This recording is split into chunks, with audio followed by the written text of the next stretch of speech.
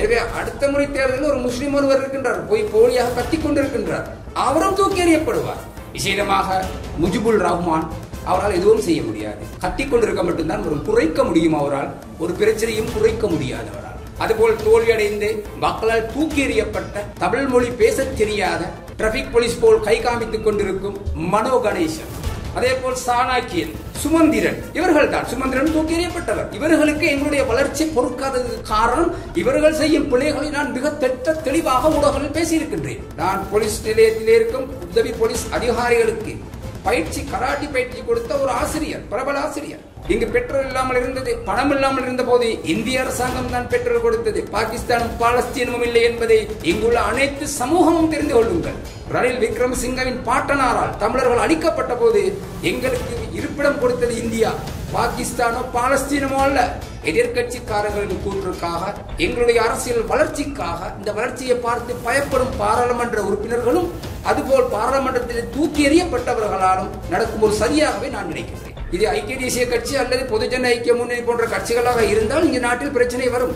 இப்போது இருப்பது என்பிபி அரசாங்கம். நீங்கள் வாளாற்றீர்கள் என்றால் உங்கள் வாள் நறுக்கப்படும் என்பதை மறந்து விடாதீர்கள்.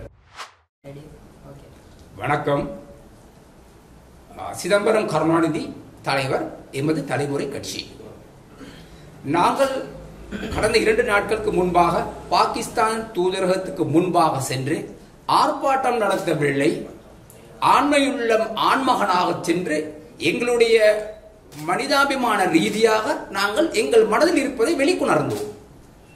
அதற்கு எதிராக எதிர்கட்சியில் உள்ள சிலர்கள், நான் நினைக்கின்றேன் தீய சக்திகள், கொழும்பிலே பாராளுமன்றத்தில் தூக்கி எறியப்பட்ட குள்ள நரிகள், இவர்கள் எங்களுக்கு எதிராக செயல்படுவதாகவே நான் சந்தேகிக்கின்றேன். அதே போல் பாராளுமன்றத்தில் இருக்கும் ஒருவரும் இதில் சம்பந்தப்பட்டிருப்பதாகவே நான் சந்தேகப்படுகின்றேன். வடகிழக்கிலும் இருக்கிறார்கள். எனவே இவர்களுக்கு ஒரு அரசியல் கட்சியில் ஒருவர் முன்னேறுவது மிக வருத்தமாகவும் கஷ்டமாகவும் இருக்கின்றது. அதற்கு எங்களுக்கு எதுவும் செய்ய முடியாது. உங்கள் திறமைகளை வைத்துக் கொண்டு நீங்கள் செய்யுங்கள். நீங்கள் ஒவ்வொருவரும் அடுத்தவர்கள் முதுகிலே ஏறி செல்பவர்கள். தனியாக தேர்தல் கேட்க முடியாத கோழைகள், தன்னுடைய கட்சியிலே தேர்தல் கேட்க முடியாமல் அப்படியே கேட்க முடிந்தால் கூட பல கட்சிகளை இணைத்துக் கொண்டு கேட்பவர்கள் தான் இவ்வாறான முதுகெலும்பற்றவர்களாக இருக்கின்றார்கள். எங்களை பொறுத்தவரையில் எனது கட்சி, எமது தலைமுறை கட்சி, நாங்கள் எப்போது தேர்தல் கேட்டாலும் தனிமையாகத்தான் தேர்தல் கேட்போம்.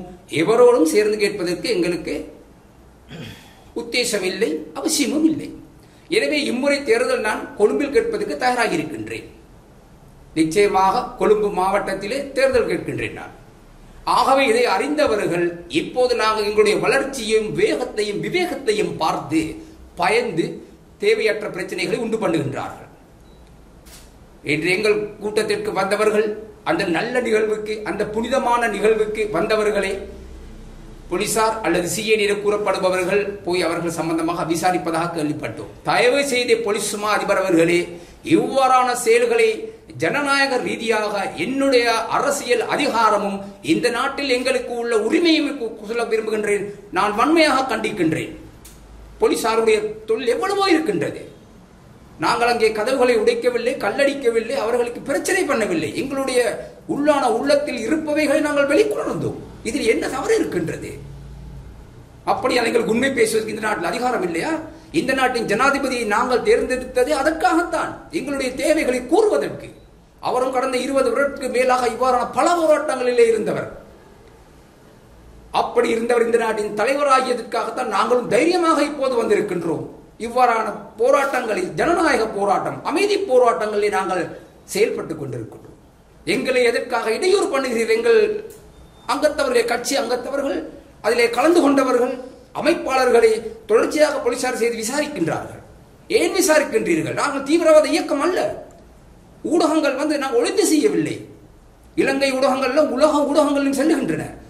தமிழ், சிங்கள, ஆங்கில பத்திரிகைகளும் செல்கிறது. வெளிநாட்டு பத்திரிகைகள், பிபிசி நியூஸிலும் சென்றது எங்களுடைய செய்திகள். எனவே இது ஒளிவு மறைவாக இருந்தால் நீங்கள் போலீசார் விசாரிப்பதில் நியாயம் இருக்கின்றது. எனவே இவ்வாறான செயல்களில் ஈடுபடாதீர்கள். நான் போலீஸ் நிலையத்தில் இருக்கும் உதவி போலீஸ் அதிகாரிகளுக்கு பயிற்சி, கராட்டி பயிற்சி கொடுத்த ஒரு ஆசிரியர், பிரபல ஆசிரியர். அது மாத்திரமல்லாமல் வழக்கறிஞர், நீதிபதி கூட என்னுடைய மாணவர்கள் இருக்கிறார்கள். எனவே இந்த நாட்டில் சட்டத்தை நடைமுறைப்படுத்தக்கூடிய போலீசாரும் அதுபோல் தவறு செய்பவர்களை நீதிமன்றத்தை தண்டிக்கும் நியாயமாக இருக்கும் வழக்கறிஞர்கள் நீதிபதிகளும் என்னுடைய மாணவர்கள். ஆகவே நாங்கள் இவ்வாறான உயர்ந்தவர்களுக்கு நாங்கள் கற்றுக் கொடுத்து நாங்கள் ஒருபோதும் தவறு செய்ய போவதில்லை. அவர்கள் கூட இன்று என்னை பார்த்தாலும் ஆசிரியர் என்ற மாஸ்டர் என்று தான் கூப்பிடுகிறார்கள். எனவே சாதாரணமாக மக்களை அறிந்து புரிந்து செயல்படுங்கள். போலீஸ்மா அதிபரே, மீண்டும் உங்களுக்கு கூற விரும்புகின்றோம், மக்களை நியாயமாக வாழ விடுங்கள். எதிர்கட்சிக்காரர்களின் கூற்றுக்காக, எங்களுடைய அரசியல் வளர்ச்சிக்காக, இந்த வளர்ச்சியை பார்த்து பயப்படும் பாராளுமன்ற உறுப்பினர்களும் அதுபோல் பாராளுமன்றத்தில் தூக்கி எறியப்பட்டவர்களாலும் நடக்கும் ஒரு சதியாகவே நான் நினைக்கின்றேன். கடந்த காலங்களில் நாங்கள் ஏன் இந்தியாவுக்கு சார்பாக பேசுகிறோம் என்று யாரும் கேட்கலாம். ஆம், நாங்கள் இந்தியாவுக்கு சார்பாகத்தான் பேசுவோம். என்னுடைய தகப்பன் பிறந்தது இந்தியாவில். என்னுடைய 2 சகோதரி, ஒரு சகோதரன் இந்தியாவில் இருக்கிறார்கள். அங்கே வியாபாரம் செய்கிறார்கள். எங்களுக்கு அங்கே வியாபாரங்கள் இருக்குது, குடும்ப வியாபாரம். அது மாத்திரமல்லாமல் 77ஆம் ஆண்டு இங்கே தாக்கப்பட்ட போது ஜே.ஆர். ஜெயவர்தனுடைய அரசாங்கத்தால், ரணில் விக்ரமசிங்கவின் பாட்டனாரால் தமிழர்கள் அழிக்கப்பட்ட போது எங்களுக்கு இருப்பிடம் கொடுத்தது இந்தியா, பாகிஸ்தானோ பாலஸ்தீனமோ அல்ல. அதை அனைவரும் புரிந்து கொள்ள வேண்டும். அதுபோல் 83ஆம் ஆண்டும் அதே போல் தான் நடந்தது. தமிழ் மக்கள் அதிகமாக சென்றது இந்தியாவுக்கு. இன்று வடகிழக்கில் உள்ள தமிழர்கள் ஐரோப்பிய நாடுகளுக்கும் கனடாவுக்கும் சென்றால் கூட அவர்கள் முதன்முறையாக சென்றது இந்தியாவுக்கு. இந்தியாவிலிருந்து அநேகமானவர் சென்றார்கள். எனவே இந்தியாவை நாங்கள் ஒருபோதும் மறக்க முடியாது. இந்த நாட்டில் கோட்டாபே அரசாங்கத்திலே பிரச்சனை ஏற்பட்ட போது, இங்கு பெட்ரோல் இல்லாமல் இருந்தது, பணம் இல்லாமல் இருந்த போது இந்திய அரசாங்கம் தான் பெட்ரோல் கொடுத்தது. பாகிஸ்தானும் பாலஸ்தீனமும் இல்லை என்பதை இங்குள்ள அனைத்து சமூகமும் தெரிந்து கொள்ளுங்கள். எங்களுக்கு பண உதவியோ எது வேணுமானாலும் கொடுப்பது இந்தியா தான். அருகில் உள்ளவர்கள் தான் கொடுக்கின்றார்கள். அவர்கள் அளந்து கொடுக்கவில்லை, அள்ளி கொடுக்கின்றார்கள். ஏன்? எனவே அவர்களுக்கு நாங்கள் ஆதரவு அளிப்பது என்ன பிழை?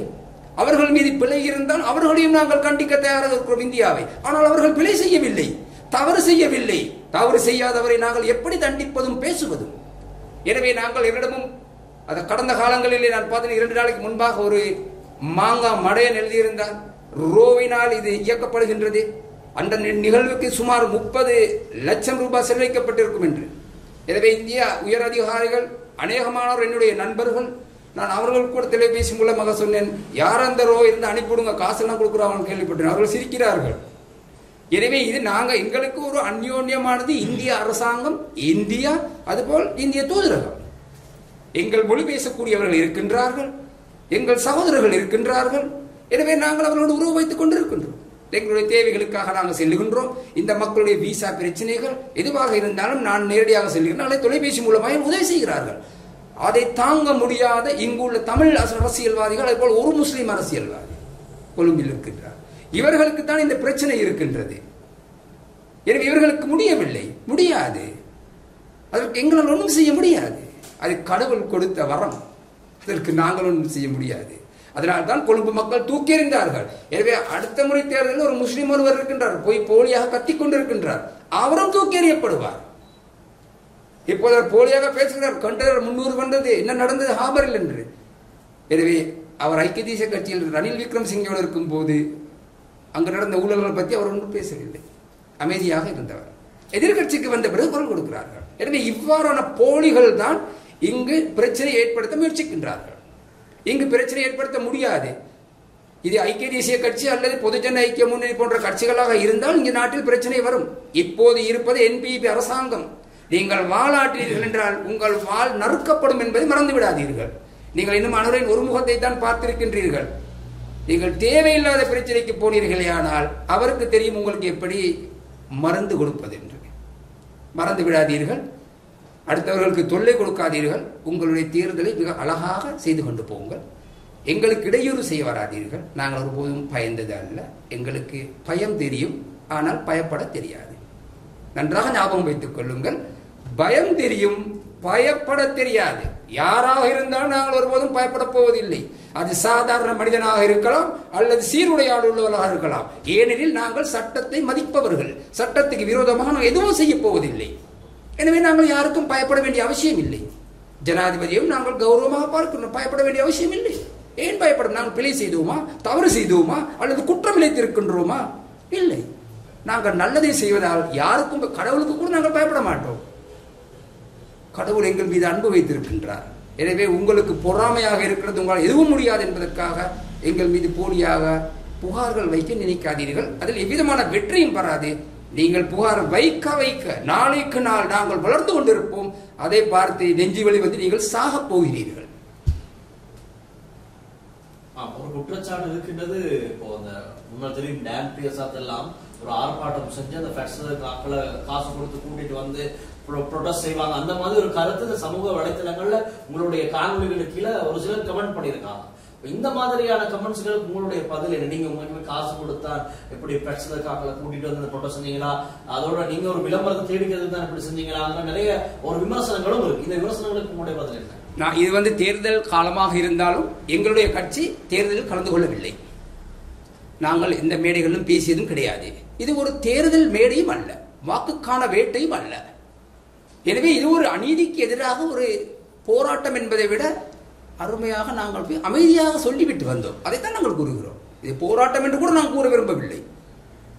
நான் நினைத்தால் அன்று சுமார் 280 பேர் போல் வந்தார்கள். அந்த அவர்கள் அனைவருக்கும் வீடு கட்டி கொடுப்பேன். அது ஏன் விருப்பம், எவனுக்கும் கேட்க முடியாது, அரசாங்கத்துக்கும் முடியாது. அது என்னுடைய பணம், நான் கட்டி கொடுப்பேன். அது ஏன் விருப்பம்? இதை கூறும் பிச்சைக்கார எதிரிகள், அரசியல் செய்பவர்களால் ஒரு மலசலக்கூடம் கூட கட்டி கொடுக்க முடியாது. இந்த முட்டாள்களுக்கு நான் மட்டக்களப்பில் 500 குழாய் கிணறு அடித்து கொடுத்திருக்கிறேன். ஆனால் இங்கே போலியாக இங்கும் மட்டக்களப்பிலும் யாழ்ப்பாணத்திலும் குறைக்கத்தான் தெரியுமவர்களுக்கு ஒழிய அரச காசு எடுத்து அதிலும் ஊழல் தான் நடக்கின்றது. நாங்கள் எங்களுடைய சொந்த பணத்திலே செய்கின்றோம். நான் நினைத்தால் மீண்டும் கூறுகிறேன், வந்தவர் ஒவ்வொருவருக்கும் தனிநபருக்கும் வீடு கட்டி கொடுக்க என்னால் முடியும். நினைத்தால் கட்டி கொடுப்பேன். அது என் விருப்பம். கூறும் எனக்கு விமர்சனம் செய்யும் இந்த போலி பாராளுமன்ற உறுப்பினர்கள் அல்லது முன்னாள் பாராளுமன்ற உறுப்பினர் படுதோல்வி அடைந்து கொழும்பிலே படுதோல்வி அடைந்து தூக்கி எறியப்பட்ட குப்பையில் இருப்பவர்கள் நான் கூறுகிறேன், முடியுமாக இருந்தால் ஒரு மலசல கூட உன்னுடைய சொந்த காசில் கட்டி கொடு. இதை விட வேறொன்றும் கூறுவதற்கு இல்லை இந்த தமிழின துரோகிகளுக்கு.